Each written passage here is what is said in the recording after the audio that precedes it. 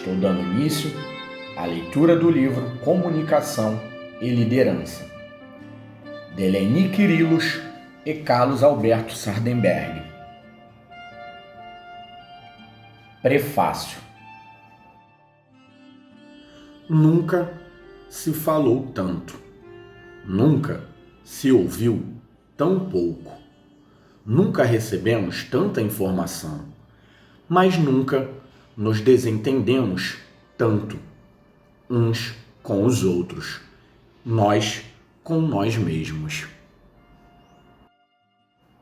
E comunicar-se não é mais uma opção, é inevitável.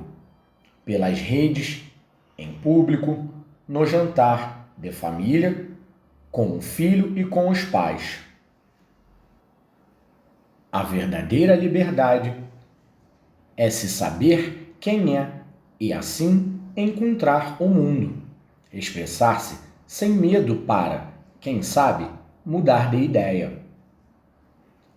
Leni Kyrillos e Carlos Alberto Sardenberg nos ensinam aqui a entender melhor o mundo da palavra, para que possamos libertar o mundo do pensamento. Os termos certos e errados, antigos e atuais, a sigla correta, como melhorar a voz e ganhar clareza na fala.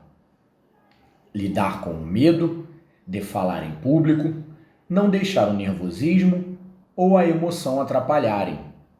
Fazer deles amigos íntimos. Porque é preciso respirar, domar esse ritmo alucinante que nos deixa ofegantes. É preciso reaprender a respirar para não se deixar vencer pela avalanche da mudança, da correria do dia a dia, do trânsito, do cansaço, da vida moderna, da tecnologia que nos deixa aflitos sem entendermos porquê. Leni, com seu conhecimento e paixão pelo tema, tem a clareza e o didatismo certo, afinado ao longo de uma trajetória profissional, sempre em evolução, agregando conhecimento sem parar no tempo. Trabalhou e trabalha com os melhores profissionais da comunicação, jornalistas, artistas, empresários. Carlos Alberto Sardenberg tem a inteligência que traduz qualquer assunto e o carisma que faz de qualquer encontro um momento especial, pessoal e interessante. Um encontro desses, com o perdão do trocadilho, fala por si só.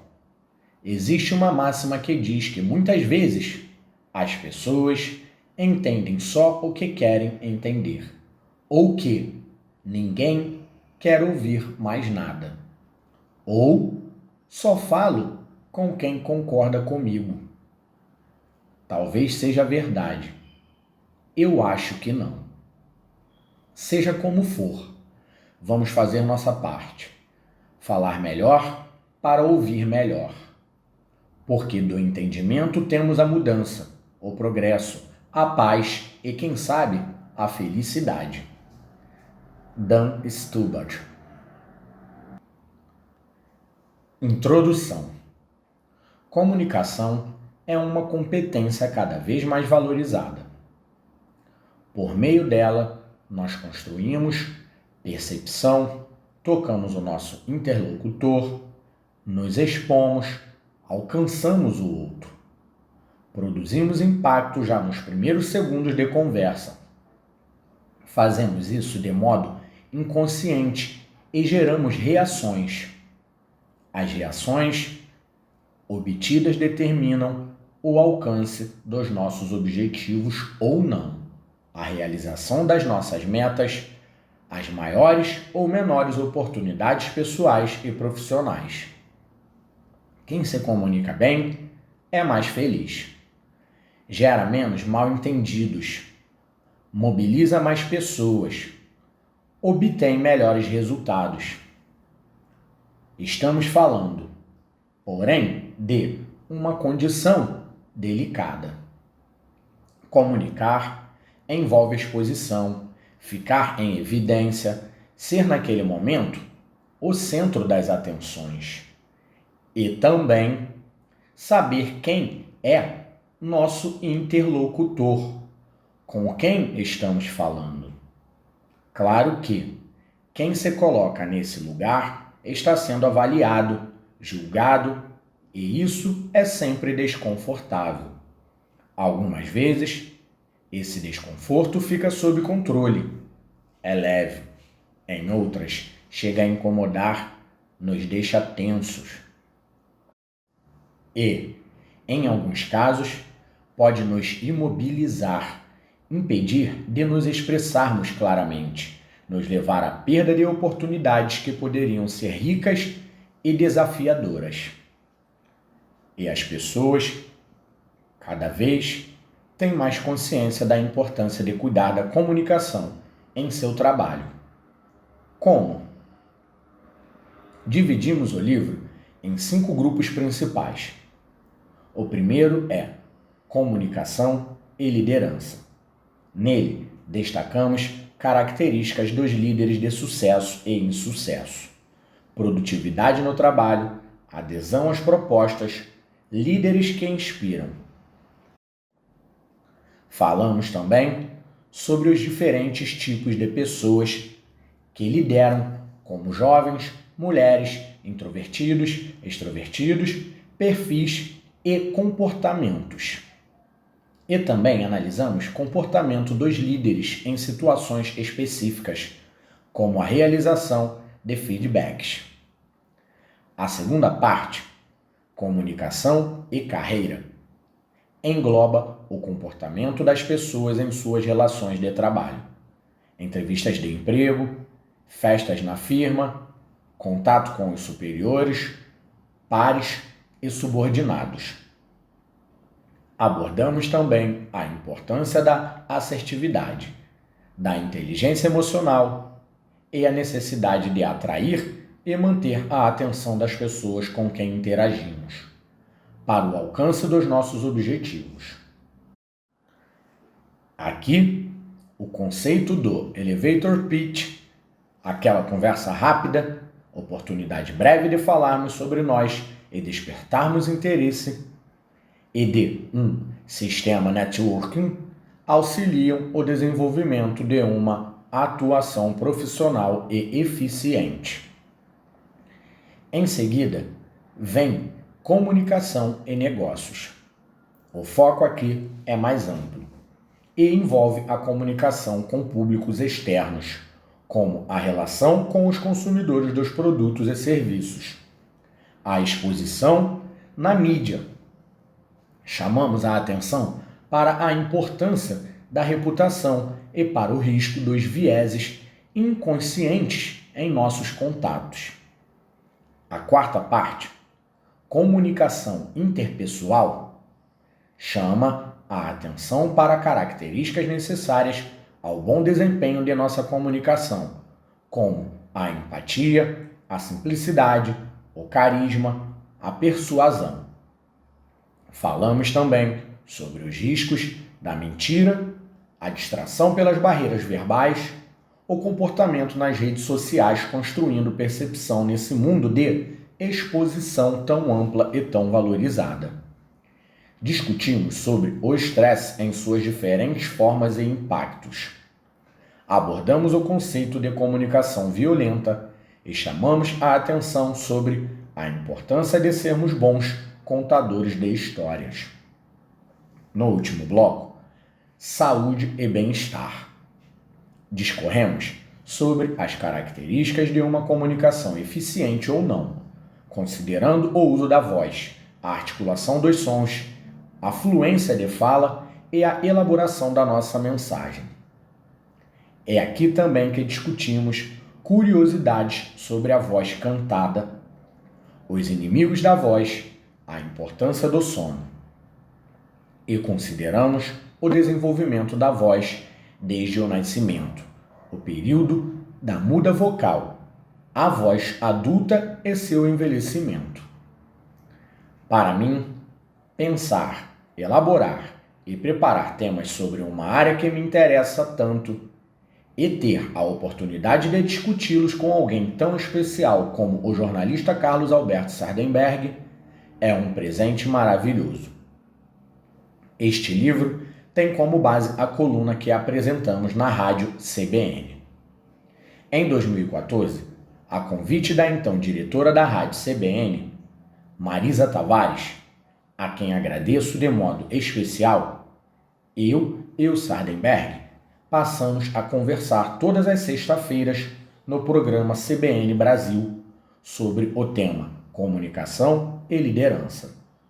Rapidamente passamos a ter a participação ativa de ouvintes, fazendo perguntas, propondo temas, sugerindo questões.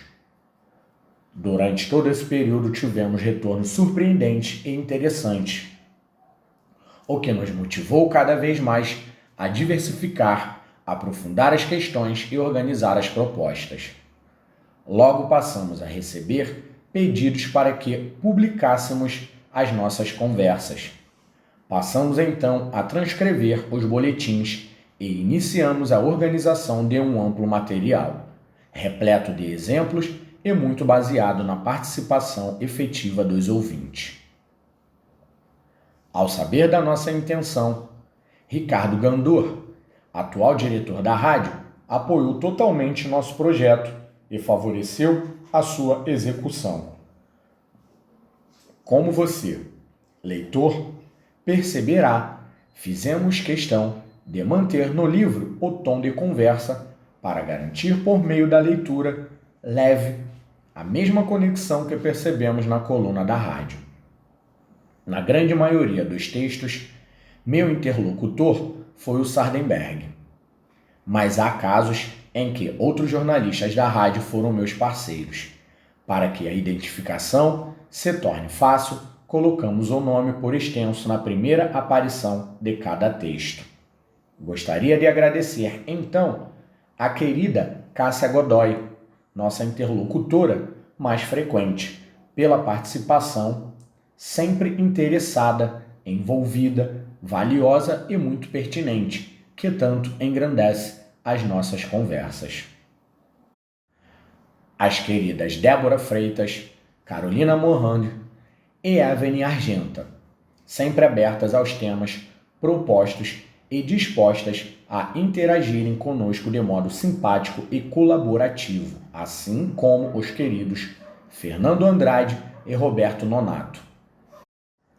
Agradeço imensamente a querida Joyce Murasaki, produtora do CBN Brasil e coordenadora, pelo interesse, pela atenção e pela boa vontade na escolha dos temas, na participação ativa, nas discussões preliminares e por tornar os nossos encontros tão agradáveis. Agradeço ao jornalista Paulo Gebaile pela transcrição competente e cuidadosa dos áudios de nossos podcasts. A participação dos nossos ouvintes, a troca de ideias que antecede a cada entrada no ar e os retornos que obtemos mostram o tanto que nosso tema é sensível e aplicável nas diferentes situações, por diferentes pessoas que, por meio de uma comunicação eficiente, conseguem liderar sua carreira, sua história e sua vida. Espero que você identifique aqui parte da satisfação e da riqueza de aprendizagem que eu, Sardenberg, e ouvinte, a quem muitos respeitamos, vivenciamos e praticamos a cada sexta-feira. Comunicação é a minha paixão. E o que me move é o amor e a alegria em aprender e compartilhar conhecimento que nos permita fazer cada vez mais melhores escolhas. Boa leitura e que a boa comunicação seja a ponte para muitas realizações. Leni Quirilos. Nota do Sardenberg. E para mim, o Boletim Comunicação e Liderança tem sido um aprendizado. Além da satisfação em colocar no ar uma conversa culta, interessante e, ao mesmo tempo, numa linguagem que os ouvintes aprovam, em outras palavras, andei fazendo a lição de casa com a Leni, que, além de tudo, cuida de nossas vozes e interpretações. Carlos Alberto Sanderberg.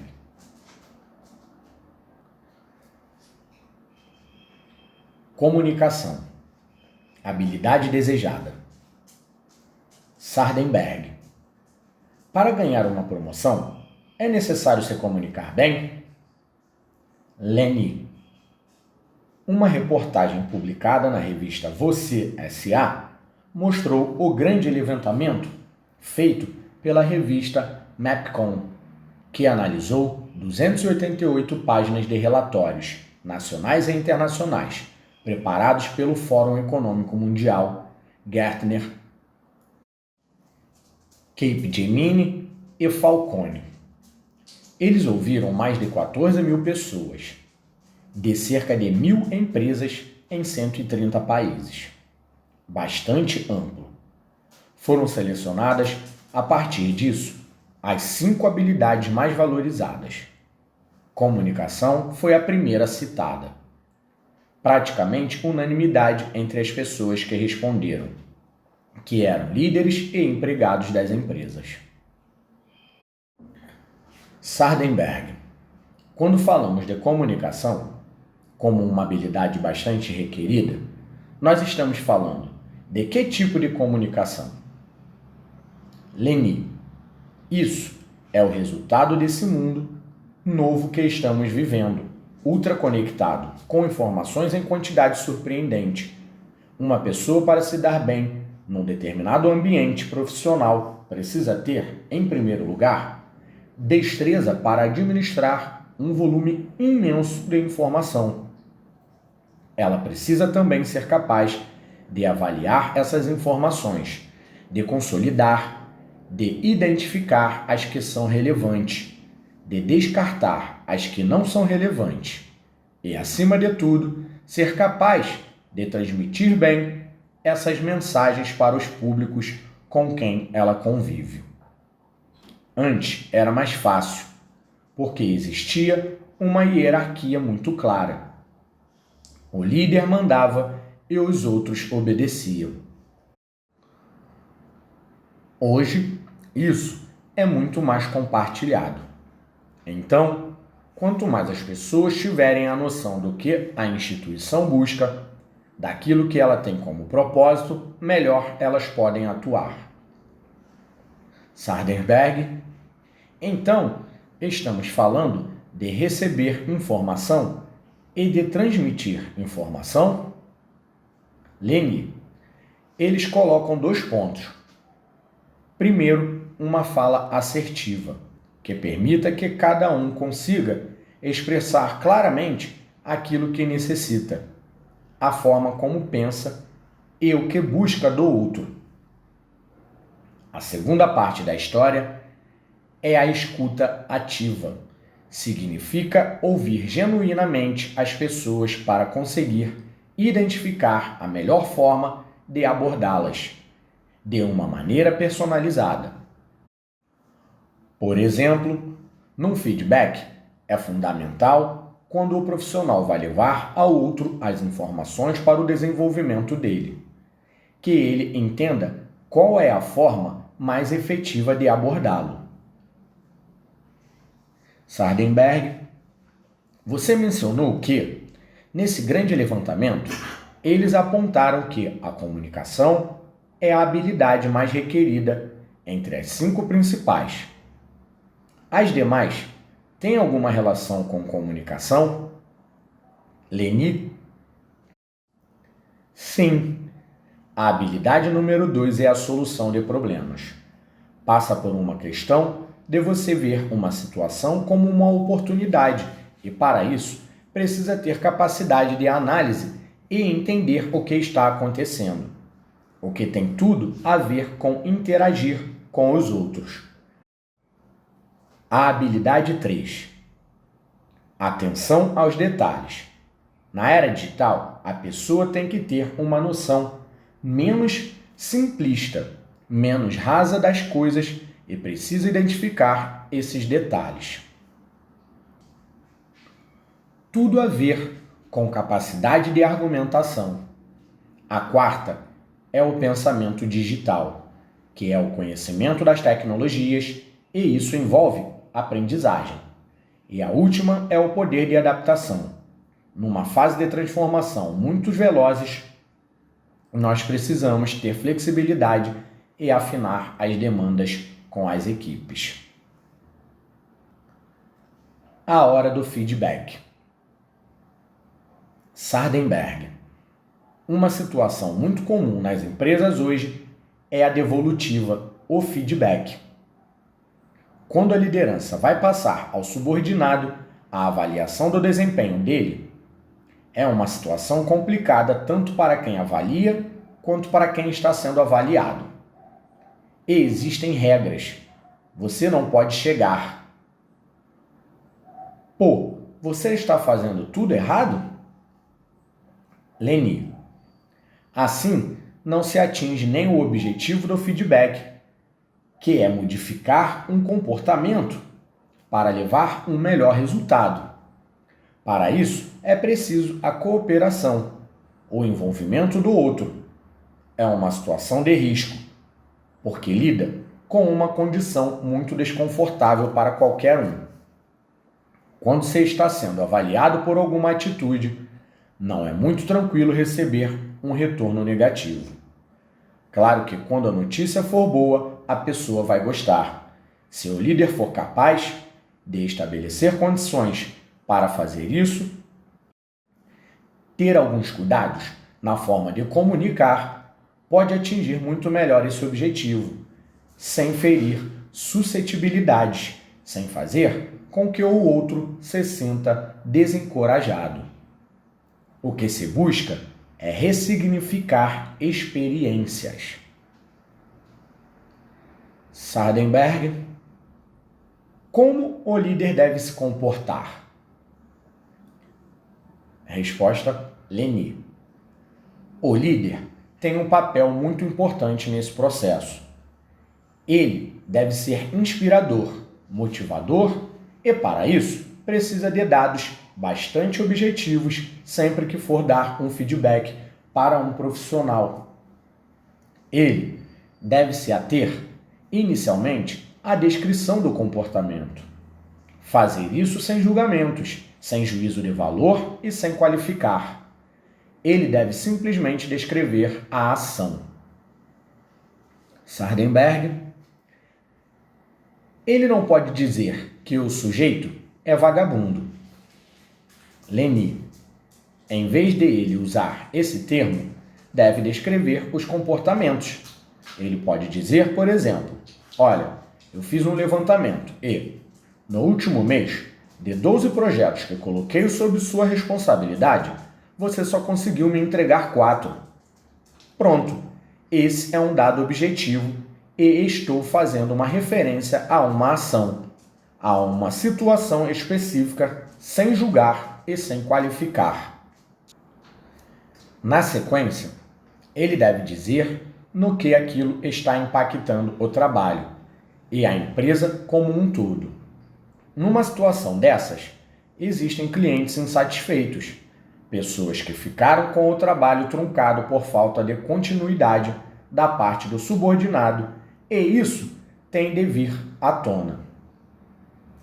Nesse momento, também é interessante que o líder fale do seu sentimento em relação àquela situação. Considerando isso, você faz parte da minha equipe e eu me sinto frustrado com esse tipo de situação que eu não gostaria que acontecesse. E muito rapidamente, o líder já deve dar sugestões para que haja a melhoria. O que você pensa sobre isso? Se tivéssemos um prazo diferente, ou se você fosse desobrigado de outras coisas para focar mais no projeto em especial, a ideia é finalizar esse feedback com sugestões que venham de propostas dos dois lados, porque isso desperta no subordinado a vontade de participar, de se sentir envolvido. Sardenberg. E como eu, que estou sendo avaliado, devo me comportar? Resposta: Leni. Você, como profissional, tem de entender que as situações de retorno de rendimento, desempenho, são situações bastante proveitosas. Tem um potencial imenso de te ajudar efetivamente. E se você encara isso de modo profissional, sabendo que trabalha num contexto maior, em que cada uma das partes deve fazer bem o seu papel para que o resultado geral seja bom, já se predispõe a ouvir de modo mais assertivo. Isso significa identificar claramente o que o outro está dizendo, sem que faça juízo de valor e sem que você fique tentando se justificar e se desculpar. Sardenberg. Achar que o outro está perseguindo? Leni. Isso é muito frequente. Se o líder vai se colocar nessa condição e o liderado fica, não mais espera um pouco. Na semana passada eu não estava muito bem. Espera aí, eu estou com problemas. Se ele assume essa postura defensiva, demonstra menos profissionalismo. A forma como você recebe é muito importante, entendendo a necessidade de ouvir aquelas informações e procurar imediatamente transformá-las em propostas de mudança, porque aí você vai se tornar um profissional melhor. Hoje, o mundo empresarial exige isso da gente o tempo todo. É importante que a gente ouça as pessoas e aproveite essa experiência.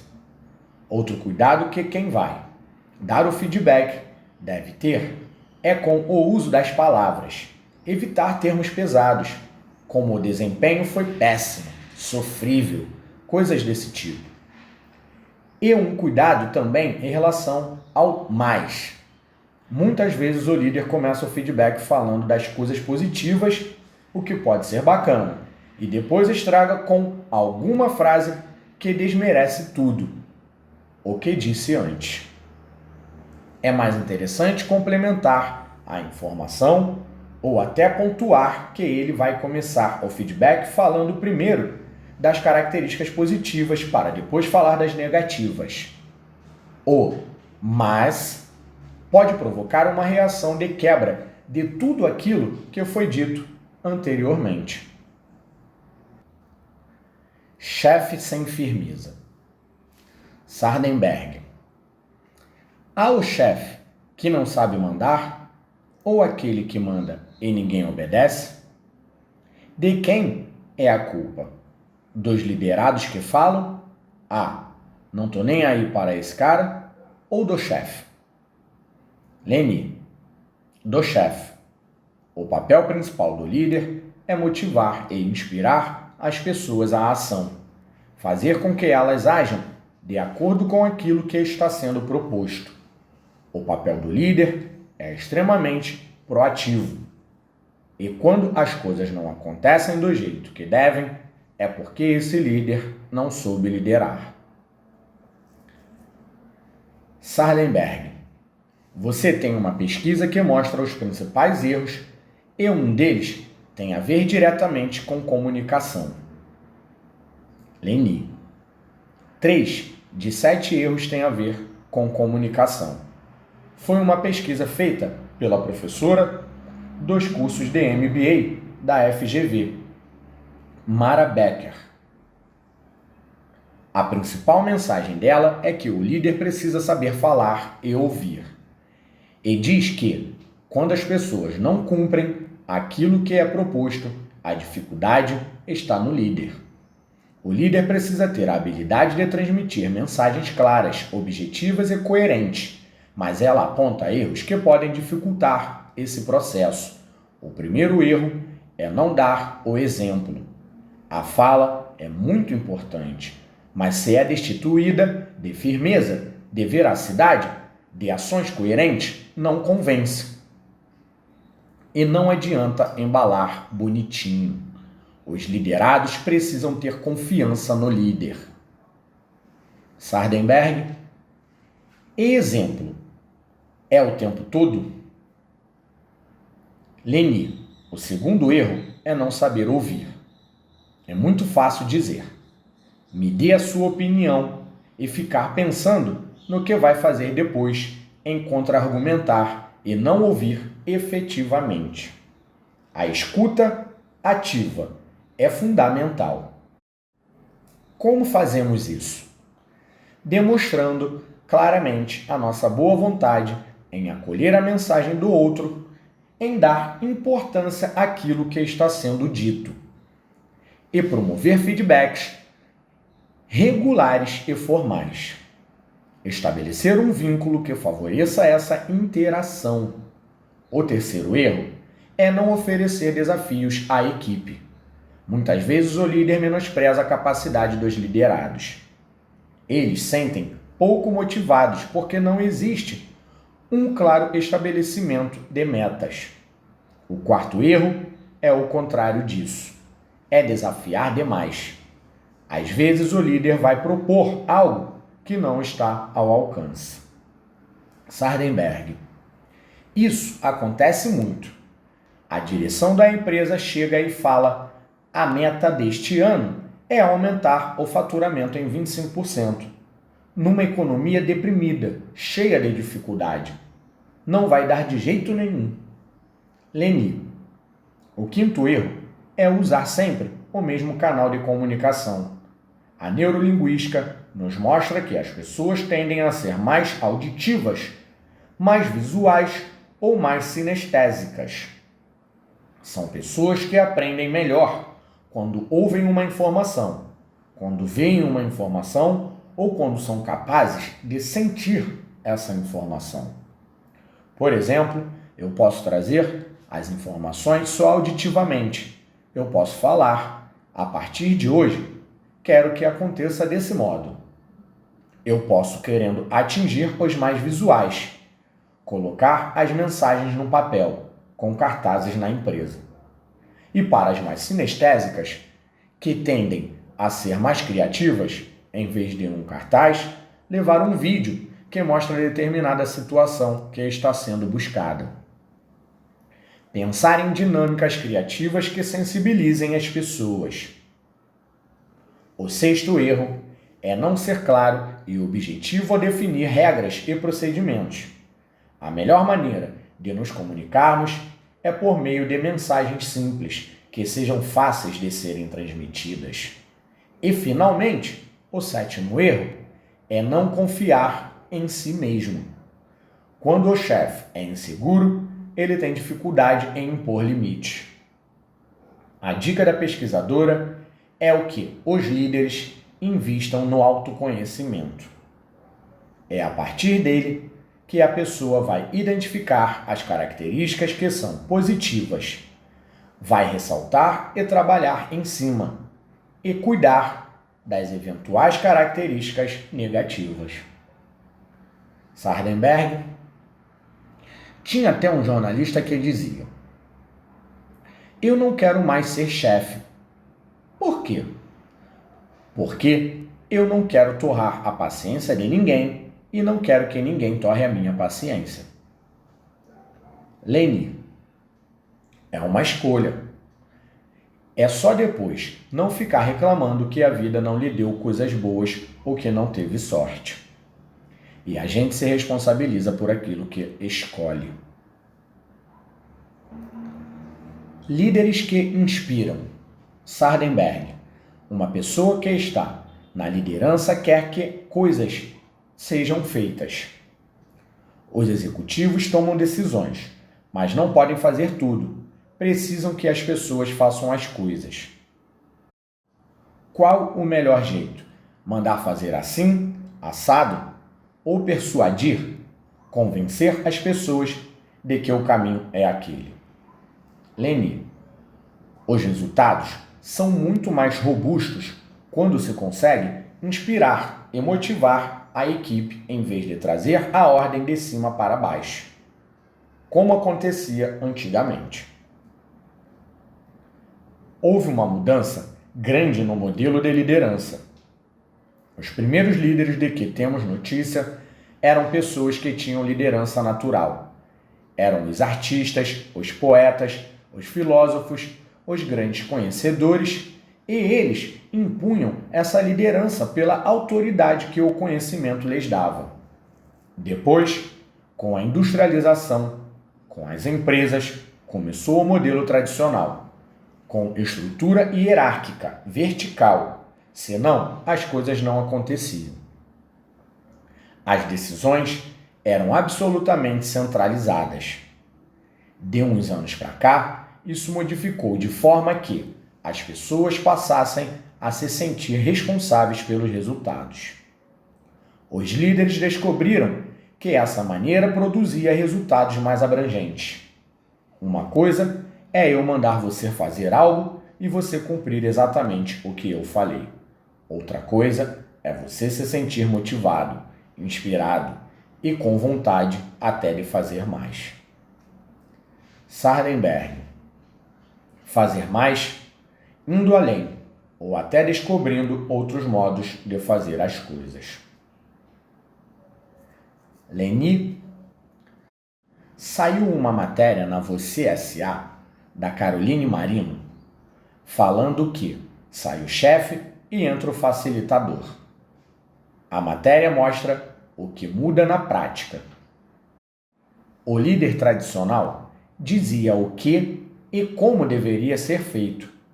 O líder facilitador diz o que precisa acontecer e deixa que a equipe resolva como. Então, ele dá liberdade, faz com que a criatividade da equipe possa aparecer.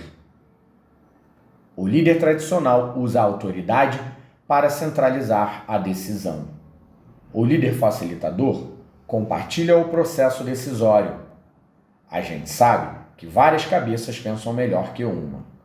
Quando você dá essa possibilidade, de uma maneira organizada, com foco, com a meta claramente definida, você consegue compartilhar esse processo de maneira ordenada. O líder tradicional supervisionava cada funcionário. Hoje, o líder dá suporte, remove obstáculos para que a equipe possa agir. O líder tradicional era o responsável pelos resultados. Hoje, ele é um membro de uma equipe. Ele compartilha com a equipe o que foi bom e o que foi ruim. A função de liderança fazia com que a avaliação do desempenho do funcionário fosse individual. Hoje, ele avalia a equipe como um todo. Sardenberg. Hoje, para ser esse tipo de líder, o sujeito tem de ser muito bom, porque quando não é bom, não conhece bem o negócio, o jeito mais fácil é. O negócio é o seguinte: eu quero que faça assim e ponto final. Não tem discussão. Leni. Exatamente. O líder tem de ser muito bom naquilo que faz. Não pode temer que seus liderados sejam bons também. Porque essa é uma preocupação do líder antigo ou do líder ruim. Ele tem de saber que ter liderados bons naquilo que fazem é só positivo, não envolve nenhum tipo de ameaça, porque ele também é bom. E, acima de tudo, ele tem de ser um ótimo comunicador, ser capaz de transmitir suas ideias de maneira muito clara, para que eu dê liberdade para a minha equipe trabalhar. Preciso ter a convicção de que eu soube passar os princípios para eles, que eu soube dizer qual era o objetivo, qual era o motivo de aquilo estar sendo feito. Sardenberg. Eu já trabalhei em várias empresas e tem muito caso em que o pessoal fica perdido porque não sabe qual o caminho, qual é a diretriz, o que está certo, o que não é para fazer e tal. E às vezes o chefe fica com tanto medo que se esconde. Leni. É aquele conceito. O líder que é bom faz com que a equipe funcione até sem ele. Para isso, ele precisa transmitir as informações com clareza. A equipe tem de saber exatamente o que precisa ser feito. Quando o líder é inseguro, tende a segurar informações, não compartilha, porque informação é poder também. O líder facilitador é transparente sempre, ele compartilha. Ele tem de ser bom e saber se comunicar bem para dar conta do recado. David Rock, cientista australiano que atua no Reino Unido, é uma das maiores referências em neuroliderança e neurocoaching. Ele defende bravamente que, ao conhecer os mecanismos do cérebro, você é capaz de influenciar e de inspirar os seus liderados. A ideia é ensiná-los a pensar, em vez de impor aquilo que você quer que eles façam. Sardenberg. É o que se tem falado muito em liderança e gestão. Não mandar, mas conseguir a adesão das pessoas com as quais você está trabalhando. Leni. Quando você age dessa forma, consegue extrair o que há de melhor no outro e obtém resultados melhores, envolvimento maior da pessoa. O David Rock propõe 6 passos para desenvolver essa condição. O primeiro é deixar a pessoa livre para fazer associações, para identificar o que incomoda, o que está acontecendo, numa visão maior de contexto. Segundo passo, ele orienta que o líder abra os ouvidos e mantenha certa distância para entender melhor a situação. No terceiro passo, que a pessoa seja objetiva ao falar, sucinta, específica e generosa. O quarto passo é o estímulo à conversa, que é o momento em que líder e liderado vão ter liberdade para trocar ideias. Depois, a mudança na forma de pensar, em que ele sugere que a gente faça isso por meio de perguntas que vão fazer com que o outro pense. Você está considerando isso? Desde quando você pensa dessa forma? O que te levou a essa conclusão? No sexto passo, ele sugere o foco nos fatos e nos sentimentos das pessoas. De que forma aquela decisão do liderado vai impactar o que ele sente em relação a isso e como ele vê, passando aquele tipo de orientação aos seus funcionários. Sardenberg é um modo meio socrático. Vai fazendo perguntas e a pessoa acaba descobrindo por si só. Em vez de falar, olha isso que você está pensando. É uma besteira. Dizer por que você pensa assim. E se considerar tal coisa? Aí a pessoa chega à conclusão de que é uma besteira. Leni. Isso tem muito mais força do que chegar e falar. Porque a nossa mente é complicada. Quando você chega com argumentos muito incisivos, o outro imediatamente cria contra-argumentos. Quando você se propõe a favorecer que o outro chega à conclusão, ele se abre mais e recebe a informação de uma maneira melhor.